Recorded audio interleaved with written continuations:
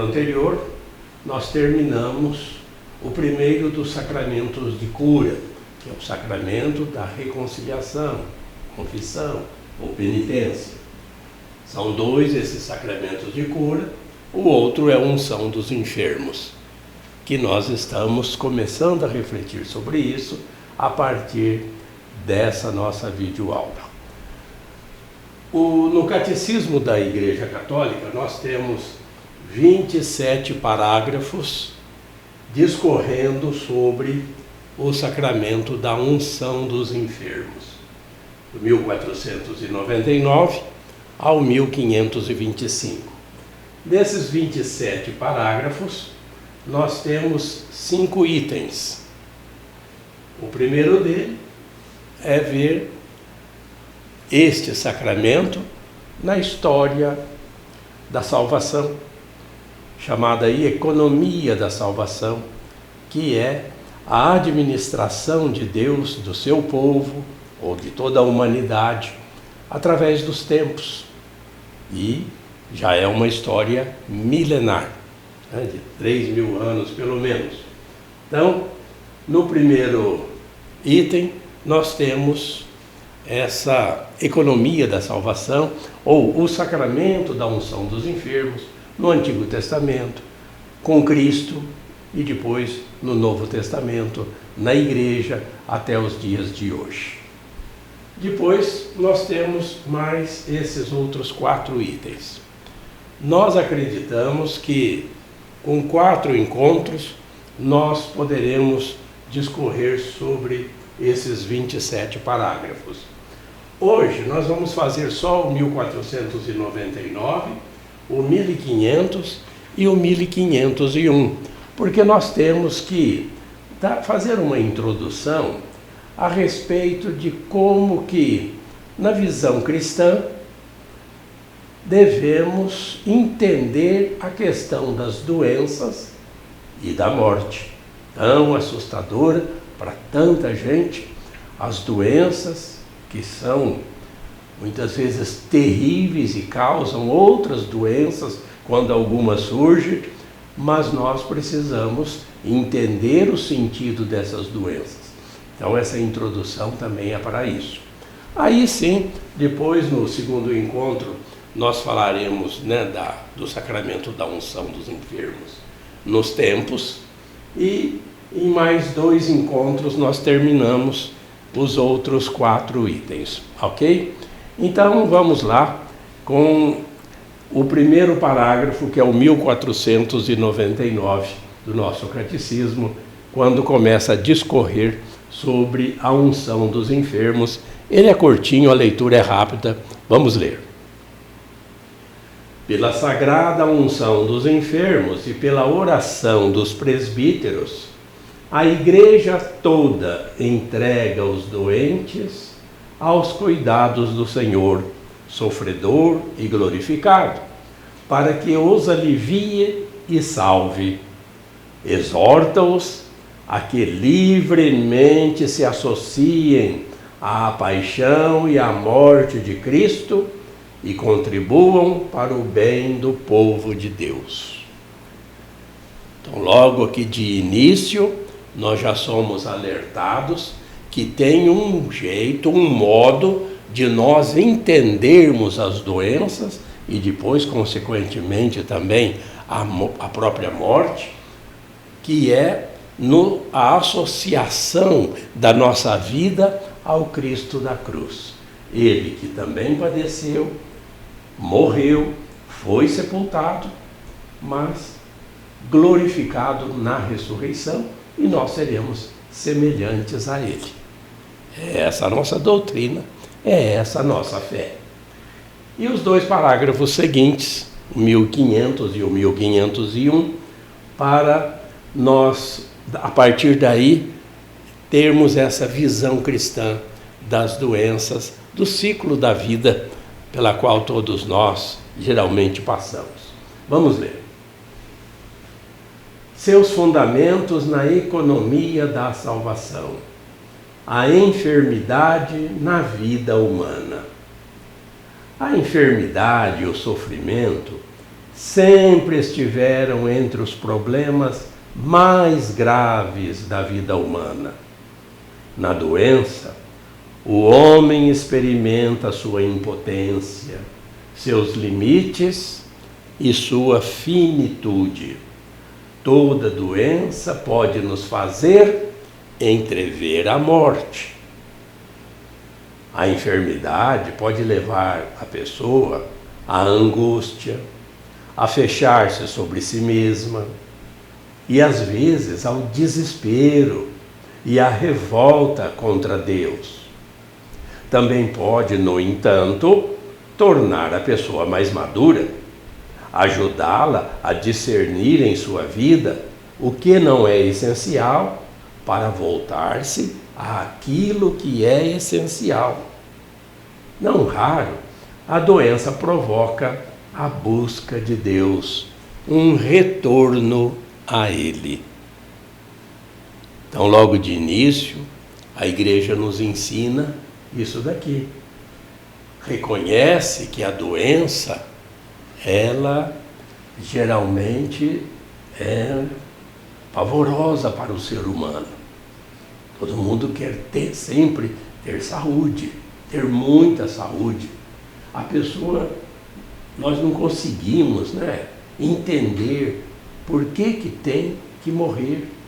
Quantos filósofos já se perderam na vida, estudando a causa da existência humana, desde os primórdios, muitos séculos antes de Cristo, as pessoas já raciocinavam, procuravam entender por que nascer se tem que morrer. Então, é claro que nós temos que ter a visão de Deus para isso, porque nós não fomos criados para ficar aqui na Terra. Nós não somos marionetes que Deus usa como Ele quer. Não, Ele nos deu liberdade. O objetivo de Deus, nós já tratamos disso, isso a igreja fala sempre. O objetivo de Deus é que nós passemos aqui pela terra por algum tempo, que é bem curto, mas que nesse tempo a gente escolha de livre, espontânea vontade, passando pela morte, ir morar com Ele. E Ele promete inimagináveis felicidades, porque a vida com Deus é uma vida perfeita. Mas Ele não quer que a gente seja obrigado a ir lá. Tem gente que não quer, Então Ele deixa o ser humano escolher entre o bem e o mal. Se escolher o bem, vai morar com Deus. Isso é cristalino e é dogmático. Todos nós, cristãos católicos, acreditamos firmemente nessa verdade de fé, revelada pelo próprio Deus, na pessoa de Jesus Cristo e pelo magistério da Igreja. Então, nós vemos que até as doenças geralmente ajudam as pessoas a cair em si e entender o sentido da vida. Quantos santos hoje são santos porque se converteram quando tiveram um problema de saúde, um problema físico.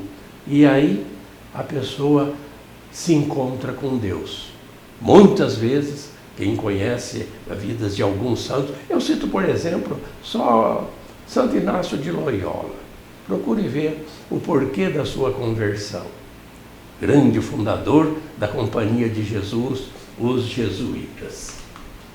Bom, então nós precisamos ter algum sentido a respeito dessas doenças para nós as entendermos nessa ótica cristã.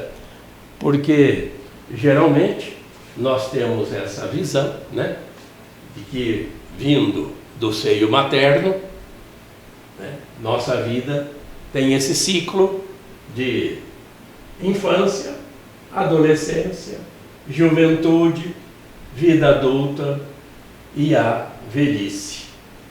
Tanto para as mulheres como para os homens. A vida é assim, Tem esse ciclo normal. Normalmente é assim. Tem Muitas pessoas, nós sabemos, isso é tão óbvio, né, que não tem esse ciclo todo, mas esse é o normal, em que nem Cristo teve, porque Cristo, já na sua vida adulta, foi executado sob pena de morte. Mas, normalmente, o ciclo da vida é esse. Agora, nós precisamos entender que o nosso organismo é feito de terra. Lá nos primeiros encontros, nós temos essa videoaula, procure lá, né?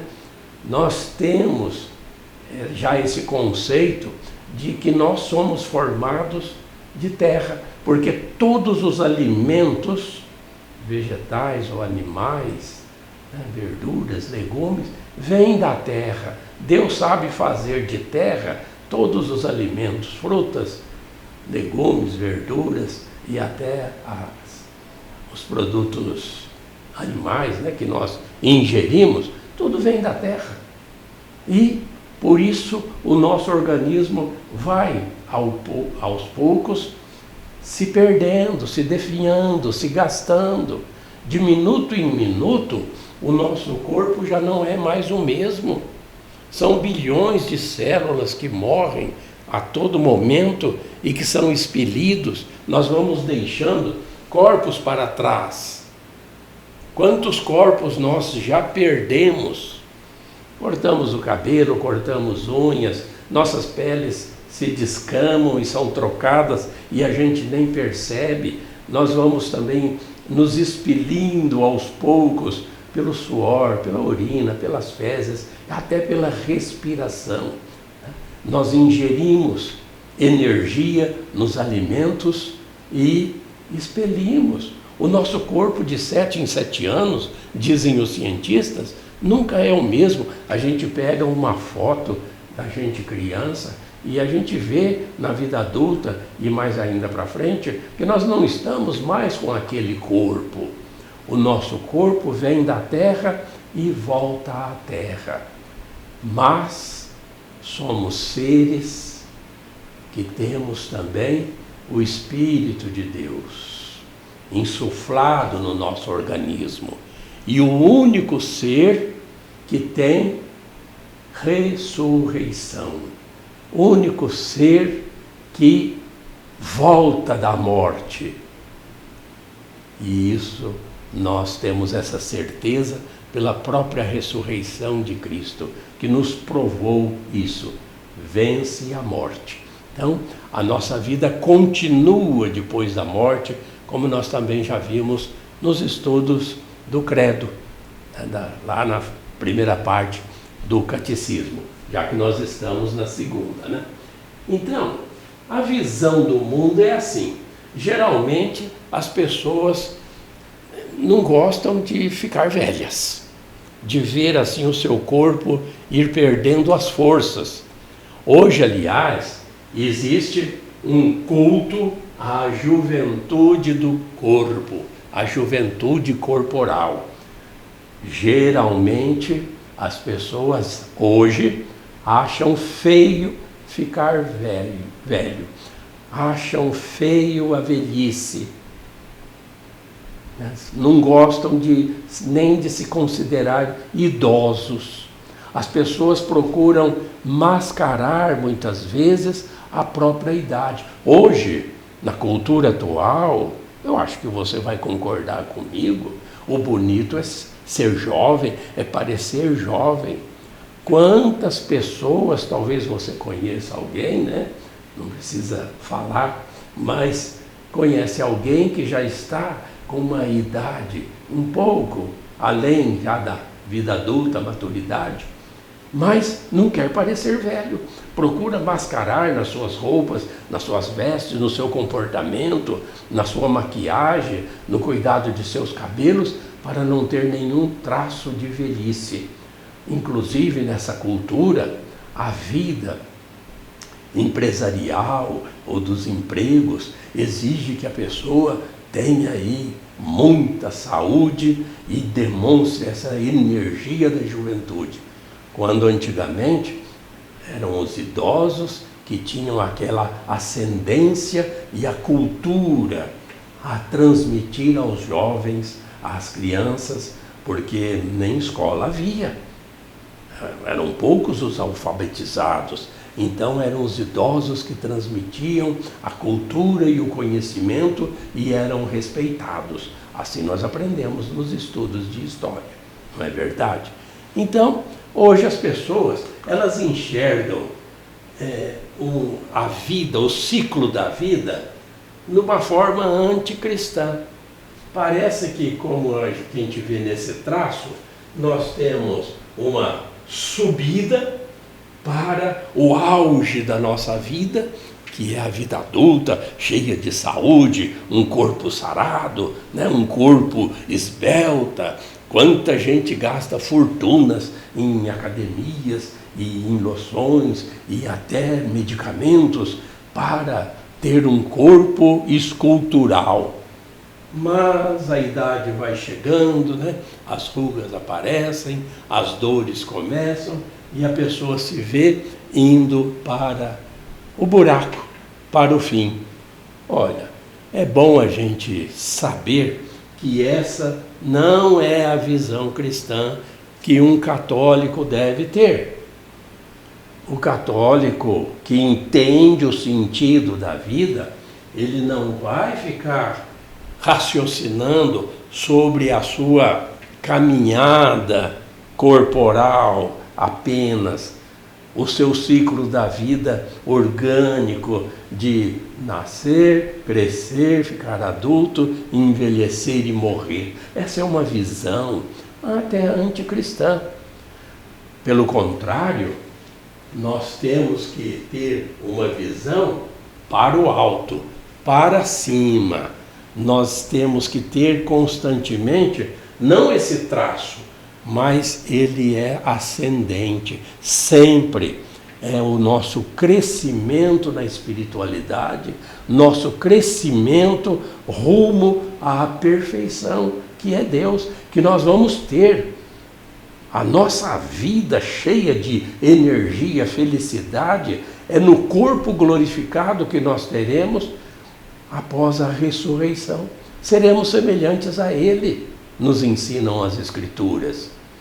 Assim como Cristo ressuscitou, nós ressuscitaremos. Então, não importa qualquer doença, não importa nem a morte, os nossos cabelos brancos. Não, nós estamos sempre olhando para frente, para o alto.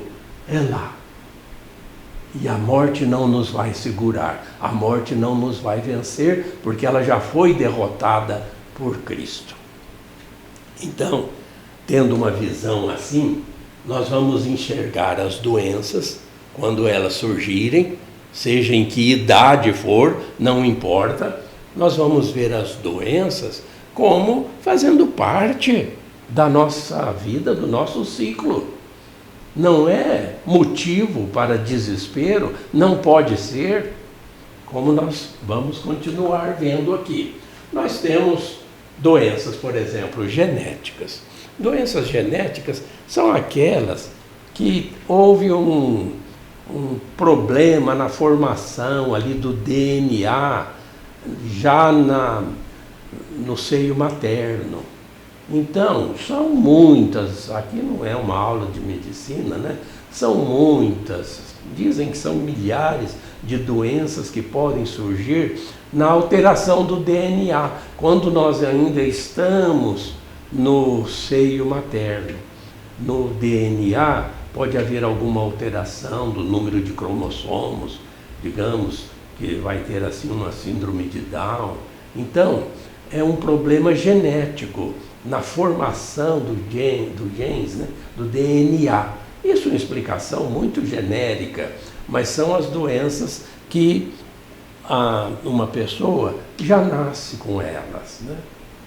Existem doenças que vêm por herança, nós chamamos de hereditárias, mas não quer dizer que também tem alguma doença genética que não possa ser também hereditária.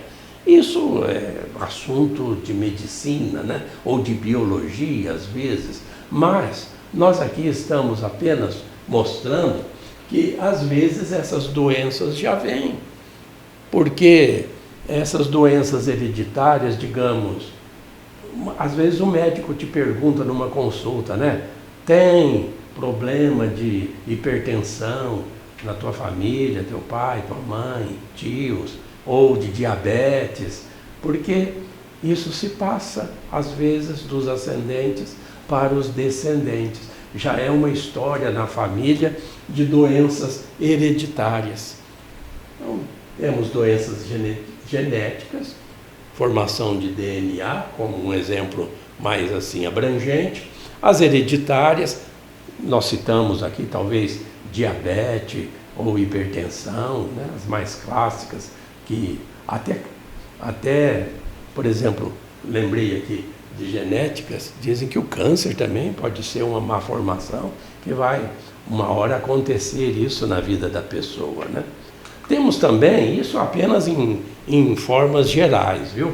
Para o assunto seguinte, as doenças adquiridas.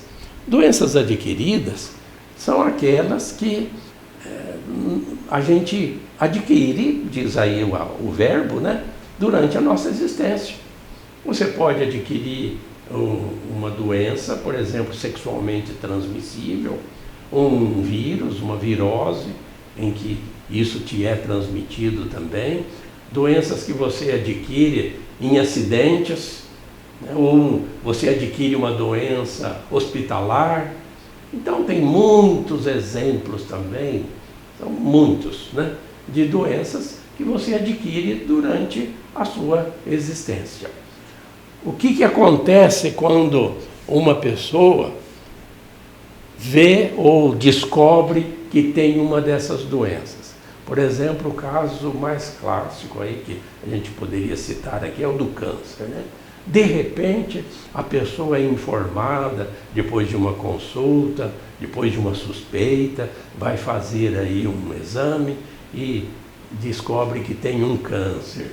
Então, aqui, a gente também gostaria de passar para você essas fases do luto emocional que são famosas, né, muito citadas, dessa psiquiatra Elizabeth Kubler-Ross. Ela nasceu em 1926, morreu em 2004. Ela cita 5 fases desse desespero, desse luto, né, que a pessoa tem quando descobre uma doença. E é bom a gente saber, porque depois o catecismo vai nos mostrar claramente como que tem que ser a nossa, né, visão cristã católica da vida, do ciclo da vida da gente aqui na Terra, né? Então, quando uma pessoa descobre, por exemplo, que ela tem câncer, vamos ficar com esse exemplo, primeiramente ela nega, não é possível. Não, isso não, eu não acredito.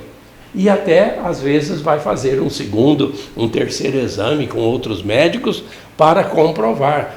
Eu acho que não, eu acho que talvez esse médico esteja errado. Então, a primeira fase é a da negação. Depois que descobre que realmente está com aquela doença, ela vai ficar com raiva. Por quê? Né? Eu já vi casos até na igreja de pessoas, mas meu Deus, como é que o senhor foi deixar isso acontecer comigo? Eu sou tão cristão, eu sou de igreja, eu rezo o terço, eu faço isso, e o senhor permite que me aconteça uma doença. A pessoa fica inclusive com raiva de ter descoberto que está com uma doença, né? Aí vem uma terceira fase, que é a da negociação, a barganha.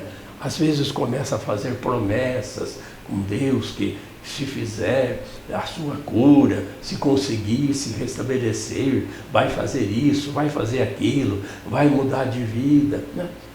Muitas vezes acontece que Deus permite, né, que a pessoa ainda se cure. Quantas vezes isso já aconteceu na história, né?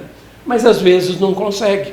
Passa por essas fases todas, tenta essa barganha, às vezes consulta até outras pessoas fora, né, da medicina para ver se consegue recobrar a saúde, e aí, não conseguindo, pode vir a quarta fase. Inclusive citou no catecismo aí, no parágrafo anterior, né? pode haver até angústia e uma fase depressiva. A pessoa tem uma tristeza profunda porque está doente e antevê a proximidade do fim, a proximidade da morte. E essa pessoa pode entrar em depressão, precisando até também de atendimento psicológico ou psiquiátrico, né? Isso normalmente acontece mesmo, segundo também essa médica psiquiatra também explica no seu livro. Ela tem um livro a respeito, né? E por fim, passando por todas essas fases, a pessoa não tem mais a quem recorrer, ela já está mesmo ciente de que a doença é evolutiva e o seu fim realmente está próximo. Pode ser até que nessa fase ela aceite, né, o que lhe vai acontecer e, de fato, aí ela pode até ter essa conversão final, receber o sacramento da confissão, da unção dos enfermos, ou então pessoas que não aceitam nem isso e até procuram antecipar esse seu fim de alguma forma, o que não é para nós de jeito nenhum acertado nem recomendável. Ok? Então é assim que nós temos essa introdução hoje sobre como entender a vida, o ciclo da vida, como saber como que é o sentido da nossa vida, por que estamos aqui na Terra, porque nós temos perfeitas condições de utilizar as doenças quando elas chegarem, quando a velhice se aproximar, quando a gente perceber que está no momento de nós partirmos para a casa do Pai, e isso associando-nos ao sofrimento de Cristo, à cruz que nós temos que carregar até o fim, nós teremos sim uma passagem, uma Páscoa por uma vida muito melhor e com um corpo que nunca mais vai ter doenças de nenhum tipo, nem mais a morte. Então, é assim que nós começamos, né, nossas reflexões a respeito desse segundo sacramento de cura, a unção dos enfermos. Chegamos ao parágrafo 1501. No próximo encontro, nós chegaremos até o 1513 e os outros vão ser mais rápidos também. Ok? Então, continue se inscrevendo aí no nosso canal, procurando esses assuntos. Olha quantos vídeos aí sobre o catecismo nós já publicamos, para que você, tendo esse aumento de conhecimento, você permaneça com a sua fé sempre firme, cada vez aumentando mais, porque a nossa vida é ascendente, nunca descendente, não pode ser, ok? Fique com Deus, Deus te abençoe.